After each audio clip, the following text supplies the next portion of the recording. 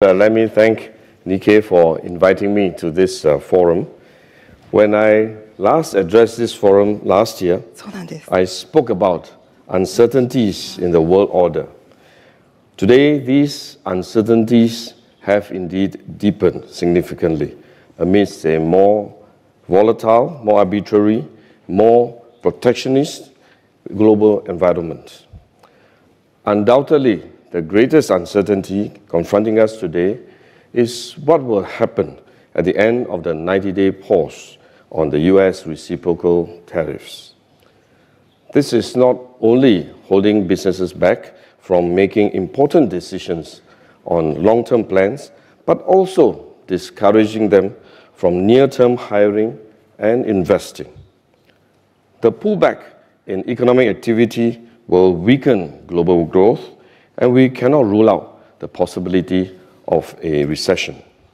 And this is why Singapore has set up a tripartite task force comprising Singapore government, the employers, and unions, so that we can strengthen our collective sense-making of these changes in the macro environment, mitigate the immediate impact on businesses and workers, and support them to develop new capabilities, new markets, and new supply chain in the longer term. Beyond the economic fallout, Asia will also have to confront three fundamental challenges. First, how can Asia maintain strategic autonomy amidst intensifying US-China contestation? The US-China relationship is one of the most consequential in the world. While we welcome the de-escalation of brinksmanship between US and China for 90 days, both sides will still have a long way to go to resolve their long list of outstanding issues, including market access for US firms, heavy state subsidies for Chinese firms, and non-tariff barriers that US exports face. Without an enduring resolution on these issues, there is always the risk that the tension between US and China will escalate again and spread beyond trade to other areas such as investment, supply chains, and critical technology.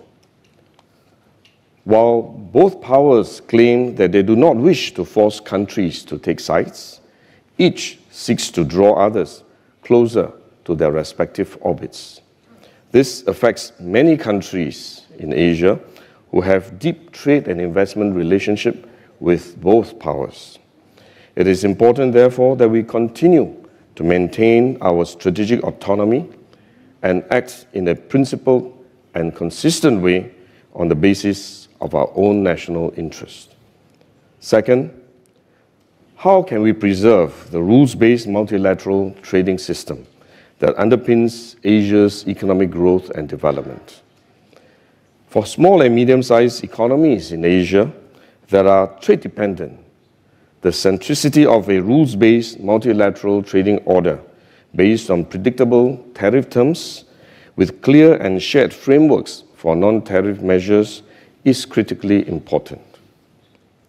In particular, the most favored nation, or MFN principle, underpinning the WTO, safeguards a level playing field for economies big and small.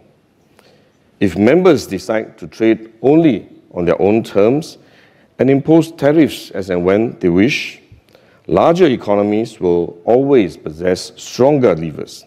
And on the other hand, smaller economies that have less bargaining power risk being marginalized and left behind. This is why recent moves by some countries to impose and remove tariffs at will are concerning.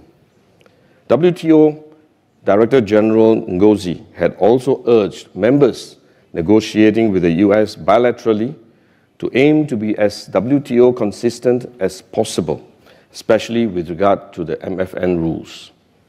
Amidst a potentially weakening of the multilateral trading system, we must do all we can to reinforce a shared rules-based order so that global trade can continue to be conducted on free, fair, and non-discriminatory basis. The third question is how do we address global threats and protect the global common. Climate change, for example, is one such clear existential threat. Asia is at the epicenter of the battle against climate change. If global temperatures continue to rise at the current rate, the Asian Development Bank estimates that Asia could see losses of up to 40% of its GDP by the year 2100.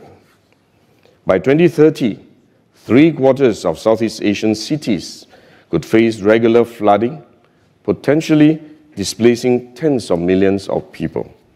Extreme weather will disrupt food supplies and unleash public health crisis. There's urgency to galvanize global action, not only for climate mitigation measures, but also to accelerate the green transition. It is therefore disconcerting that the collective commitment to treaties such as the UN Framework Convention on Climate Change and the Paris Agreement are waning. Similarly, if the commitment to international institutions such as the WTO, WHO, IMF, and the World Bank weakens, it will also impair our ability to address other global issues such as global pandemic as well as financial crisis. These challenges I've outlined underscore the importance for Asia to find common cause, strengthen our mutual collaboration, so that we can mount a united collective response. Let me share 3 ways we can do this. First, form agile partnerships with like-minded partners. Second, double down on regional integration. And third, press ahead with reforms of global institutions and in particular the WTO. First, we must come together to form agile partnerships that will allow like-minded nations to cooperate and move ahead. I had spoken on the importance of such partnerships last year and highlighted the significance of the WTO Joint Statement Initiative, or JSI, on e-commerce. Japan, Singapore, and Australia are co-conveners of the JSI on e-commerce. This JSI currently involves 91 countries and 91 members that collectively account for over 90% of the global trade. We had sought to formally incorporate the JSI within the WTO framework earlier this February. However, we were not successful in doing so. Nevertheless, we are exploring options to implement the agreement in the interim while we continue to push ahead for its incorporation into the WTO framework. This is one example of flexible multilateralism, where we allow like-minded partners to move ahead on important issues of mutual interest, such as e-commerce, while leaving the door open for others to join in as and when they are ready. We can also forge new alliances by building on existing economic groupings and plurilateral agreements. ASEAN, for example, is exploring how to deepen our economic relations with the Gulf Cooperation Council, or GCC, including the possibility of a FTA between ASEAN and the GCC. We should also study how to deepen trade and investment between GCC and the Regional Comprehensive Economic Partnership, or RCEP. The CPTPP is also exploring initiatives to broaden our economic partnerships with ASEAN and the EU.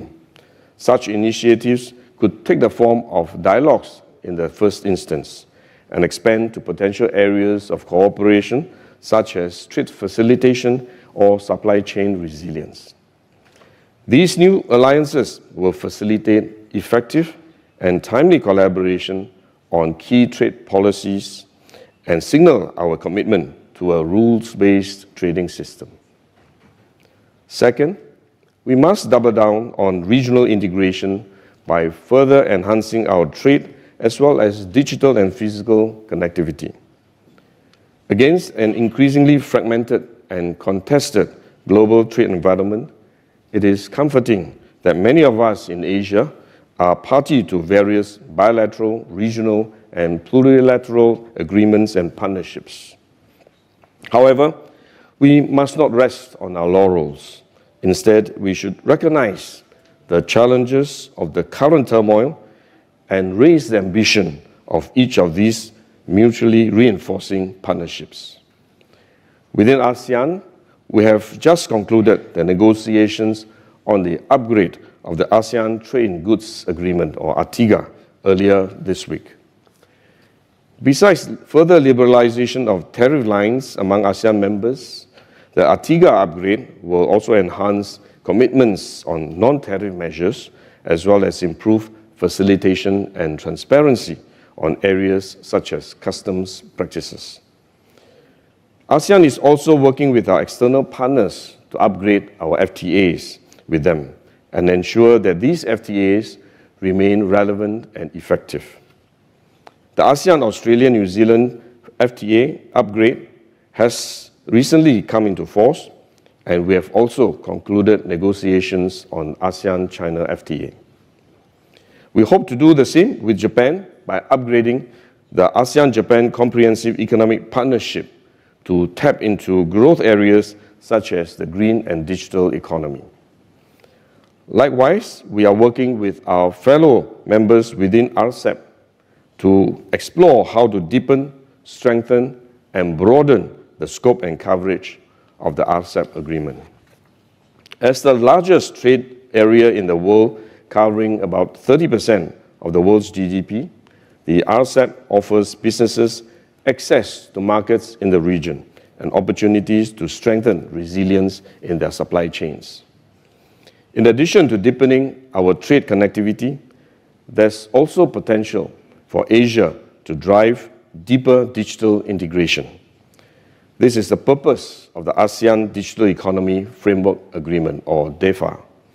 By aligning digital rules and standards and promoting interoperability of digital systems, such as the digital identities and payment systems, we hope that DEFA will enhance cross-border digital trade.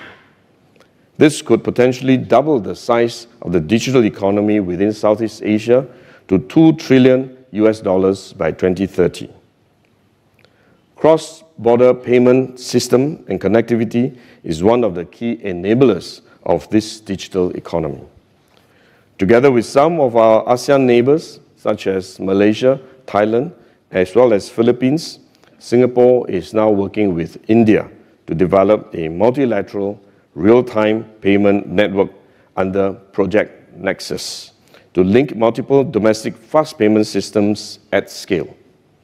I hope that more countries in Asia will join us on this project so that we can grow it into a global public payment utility connecting ASEAN to the world and the world to ASEAN. Beyond goods and services, the cross-border flow of electrons is another growth opportunity that Asia can explore together. We are making plans to develop an integrated ASEAN power grid, or APG, one of the key enablers of our region's low-carbon transition. The APG will facilitate the flow of renewable energy across borders and reduce reliance on coal and other fossil fuels. This will also open up opportunities for green economy.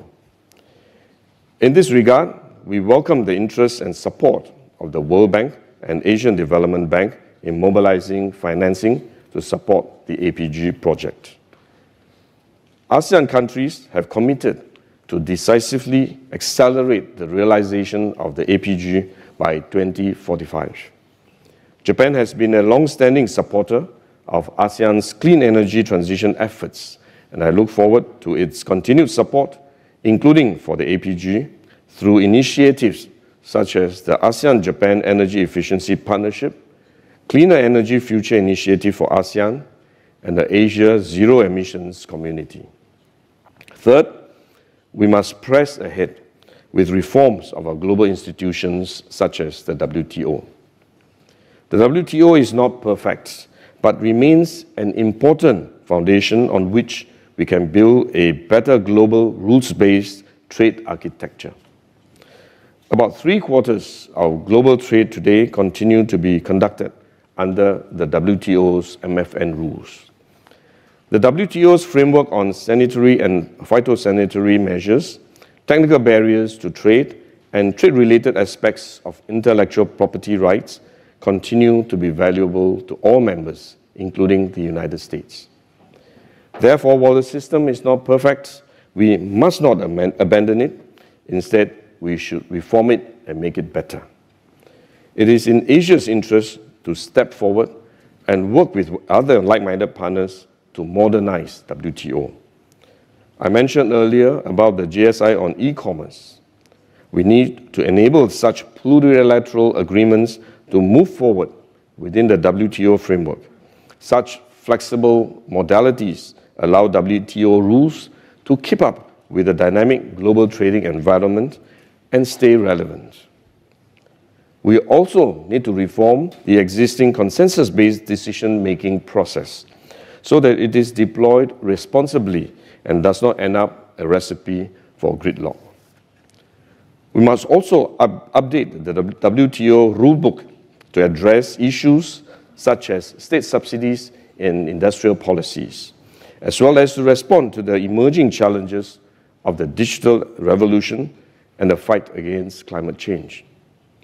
This way, we can ensure that WTO remains effective and relevant and serve as the bedrock of the global rules-based multilateral trading order.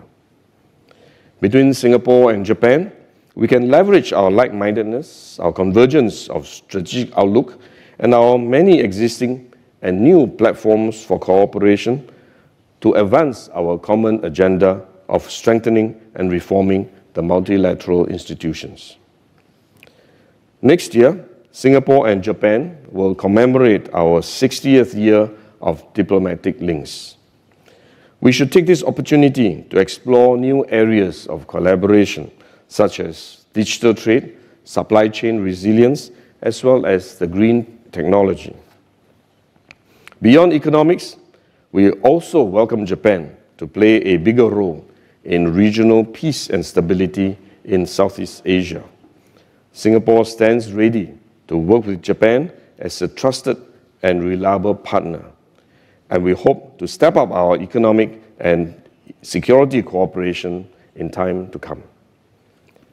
Ladies and gentlemen, against the challenges of maintaining strategic autonomy, preserving the rules-based multilateral trading order, and protecting the global commons, Asia must come together to forge new alliances, deepen regional integration, and build a stronger WTO.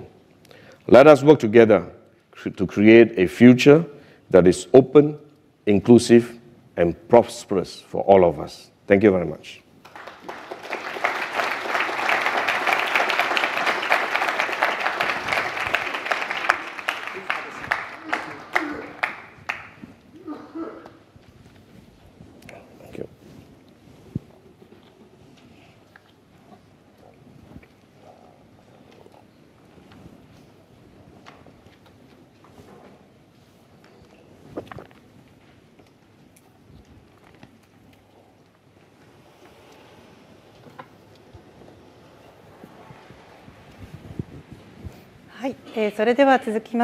So we will now move to Q&A session.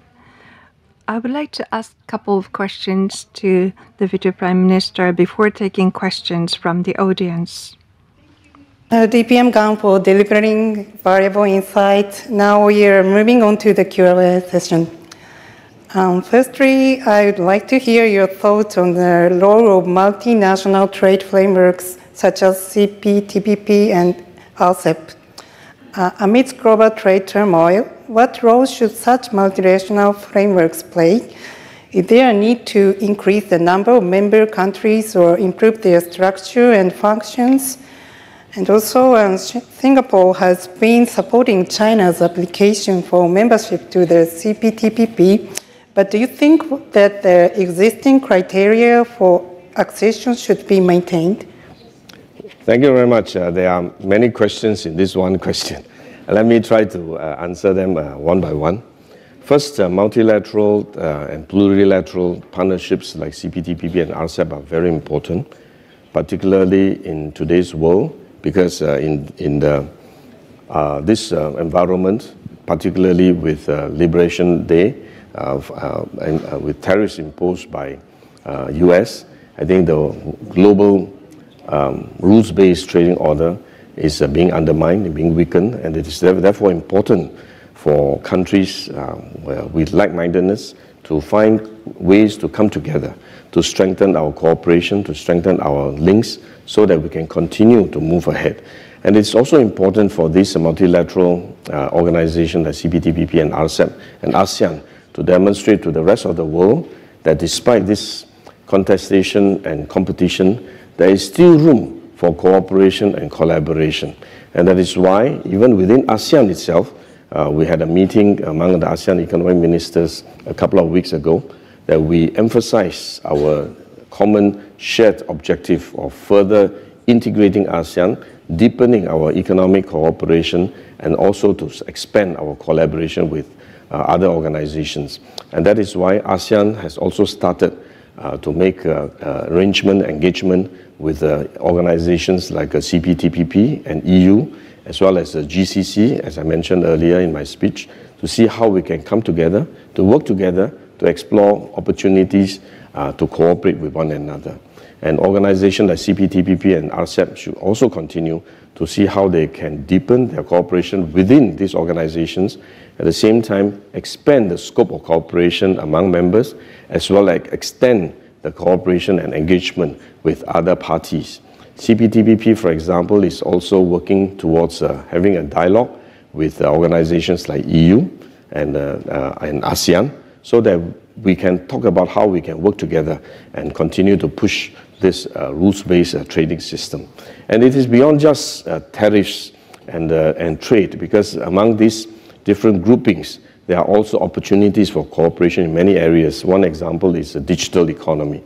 It is also important for countries and regions to come together to work out how can we ensure that our digital systems are more aligned with one another, more interoperable. This way, this will allow the economies to be more integrated among ourselves, at the same time to also facilitate digital trade. So I think there are many areas that we can work together.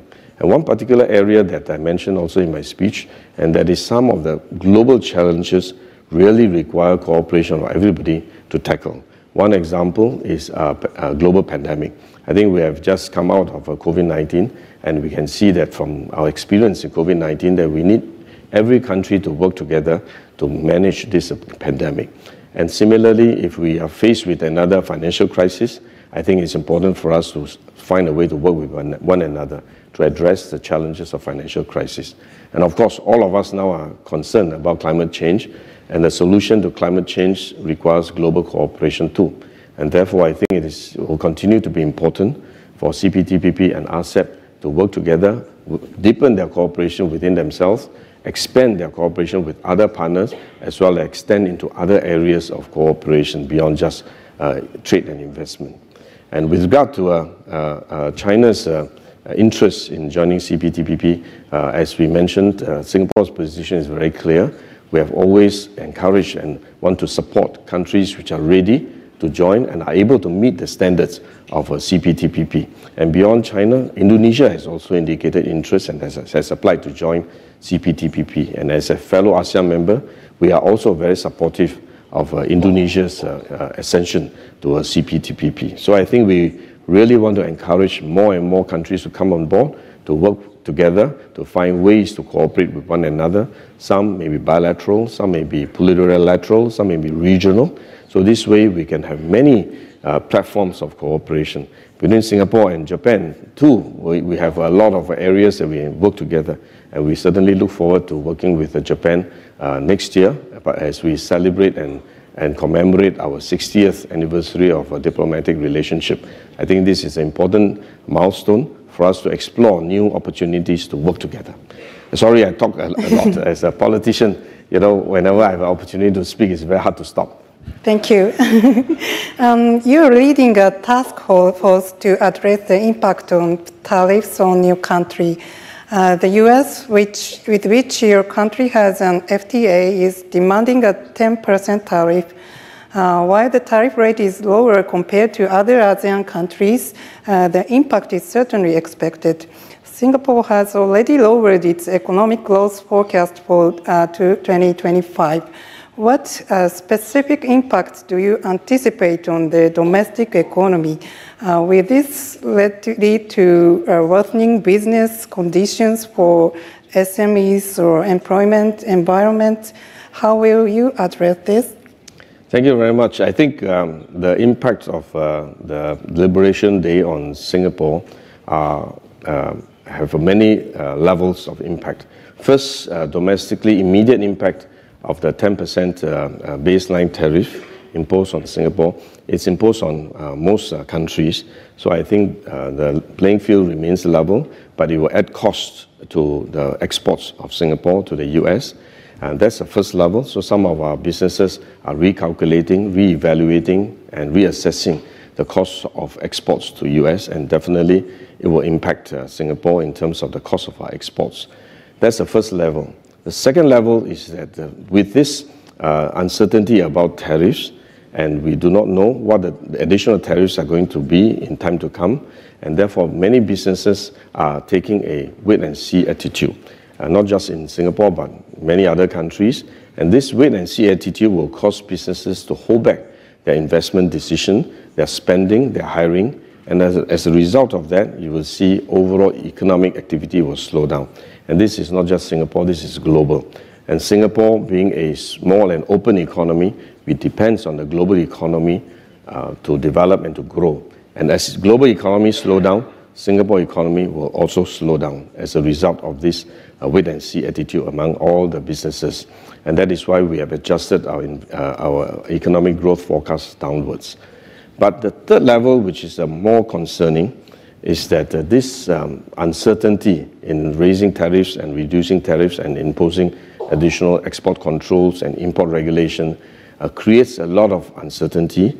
And by the same time, it also undermines the rules-based system. As I mentioned in my speech, I think one of the key tenets of WTO is this MFN, Most Favored Nation rule, which means that the same, if you give a tariff concession to one country, the same concession must apply to all countries in WTO.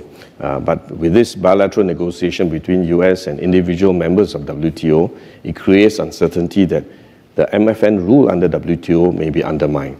If that happens, I think it's going to be very, very difficult for countries to work with one another to predict how trade is going to be conducted in time to come. And therefore, even after Liberation Day is over, I think even at the end of 90 days, whatever outcome that may be, the uncertainty remains that tariffs can be raised or reduced at any point in time. And this will result in a weakening of the global trading system. And that is going to be the new order of the day in time to come. This will be the new landscape. And that is why this is very concerning to small countries and open economies like Singapore that depends on global trade for our economy. Our trade is 3 times our GDP. That's how important trade is for Singapore.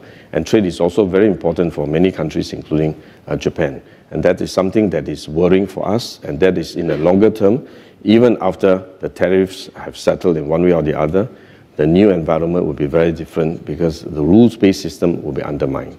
And that is why Singapore has decided to set up a task force. And this task force has 3 key missions. The first is to gather information because the things are changing all the time. Every morning when you open a newspaper, there's always great news on trade and tariffs, and sometimes it's shocking news, and that's a first dish on your breakfast table. So I think it's something that we are always concerned about, and therefore it's important for us in Singapore to better understand this information, share it with the businesses, and try to make sense of this information together with the businesses. And that's why this task force first mission is to gather information and make sense of the information. The second mission of this task force is to look at immediate challenges, identify the issues that are faced by our companies in the short term in response to changes in tariffs in different countries. So this way, we will help to prepare them to deal with the immediate impact of the tariff changes. And we also work with them to see what additional support the government will need to put in place to help them weather and navigate through this very choppy waters. Okay. But the third mission that this task force has to do is to take a longer-term view. As I mentioned earlier, that I think after the Liberation Day, I think it will be a new landscape that we'll be facing. And how do we prepare our companies and our businesses and our economy as a whole to deal with this new landscape is something that we will need to plan for. This may happen in 5 years, 10 years' time, but we have to start planning today and help companies to transform and to navigate through these longer-term challenges. And it's not just the companies, we also need to prepare our workers, our workforce, so that they have the necessary skills for the economies of the future. And that's why we have introduced a scheme called Skills Future Credit to help companies and workers to train for the future. This is something that this task force will be looking at. So 3 issues. 1, information sharing and make sense. Secondly, immediate short-term impact and solutions. And thirdly, plan for the long term. So these are the 3 key missions of this task force. And we work together with not just within the government, but also with businesses, private sector, with trade unions looking after the workers.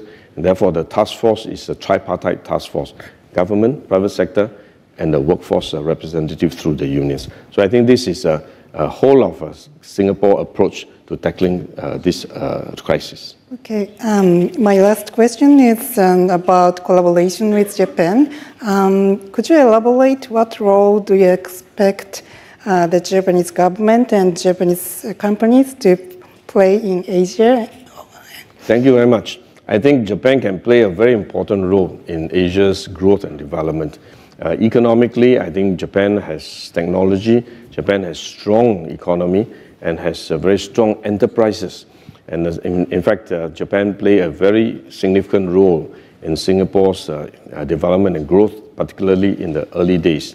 When Singapore started industrialization in the early 70s, after we gained our independence, we want to grow our economy, grow our investment, grow our jobs for our people. And Japanese companies had confidence in Singapore in these early days and invested significantly in Singapore, growing many of our industries and training Singaporean workers. So I think this is something that Japan has contributed to the development and growth of Singapore's economy. And the continuing forward, we continue to see opportunities for Japanese businesses to invest in Singapore, because Singapore is still a growing hub for Asia, and it's a gateway for the rest of Southeast Asia. And we continue to encourage Japan to invest in Singapore's economy. But beyond just economics, we are also working very closely with Japan on climate change and looking at alternative solutions to energy needs, whether it's hydrogen, ammonia, and other carbon solutions such as carbon capture and storage. These are technologies that Japan is developing, and we are very keen to cooperate with Japan in this area. And we are also looking at developing new initiatives, particularly in connection with celebration of 60th anniversary next year. We are discussing how we can come together and explore cooperation in tourism, cooperation in trade, investment, cooperation in green economy, as well as digital economy. But beyond economics and investment and trade, there's also a role for Japan to play in ensuring and contributing to the stability and security of the Southeast Asian region. I think we also have a lot of defense cooperation between Singapore and Japan and the region with Japan. So we will encourage Japan to take to lean forward in helping to ensure and support the security and stability in the Southeast Asian region, as well as growing the Southeast Asian economy. So there are a lot of opportunities that we can work together between Singapore and Japan, ASEAN and Japan, and Singapore and Japan are partners in many areas. We are partners in CPTPP, we are partners in RCEP, we are also partners in the Indo-Pacific Economic Framework for Prosperity during the Biden administration. So I think we have many areas that we work together. One particular area that we work very well with Japan was in the JSI on e-commerce I mentioned earlier. there were 3 co-conveners of this GSI: Singapore, Japan, and Australia. So we have worked very closely with Japan in pushing ahead on this GSI on e-commerce. And we look forward to continue working with Japan, particularly in pushing ahead with this support for rules-based multilateral trading system. それではすみません、会場から質問を受けしたいと思います。大変恐縮ですが、ちょっとお時間の都合でNow we would like to take questions from the audience, but because of the time constraint, we would like to take only one question. はい、ではこちらの方お願い。So please, the person sitting on the side.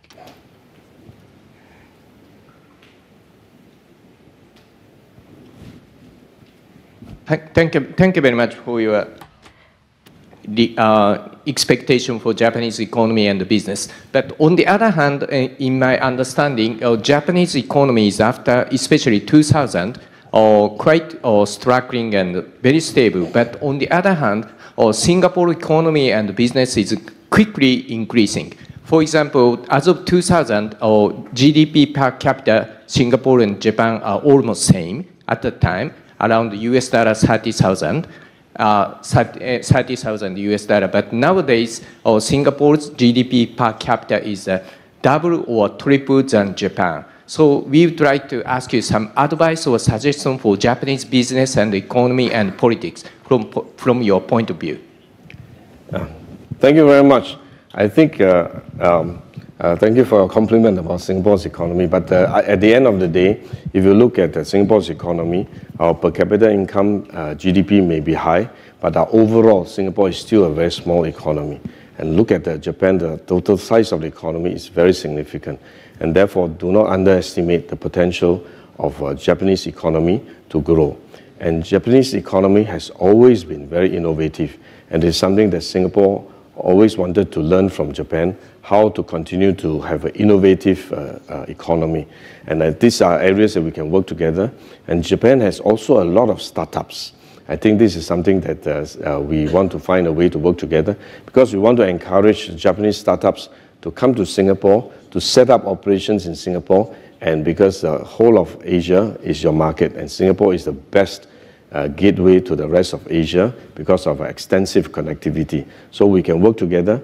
And we also encourage Singapore startups to come to Japan, to work with startups in Japan, to tap into the technology that Japan may be able to offer, and see how we can work together. So I think there are many opportunities for Japan and Singapore to work together. So do not underestimate the capability of the Japanese economy, the innovativeness of your people, and the productivity of your workers. And there are many, many things that we actually look up to Japan and want to learn from Japan. And one area that we have been trying to encourage our companies to do is to also go out of Singapore to develop an external wing of investments outside Singapore, because Singapore's economy itself is very small, and we do want our companies to be global in nature, or at least start with regional and eventually become global companies.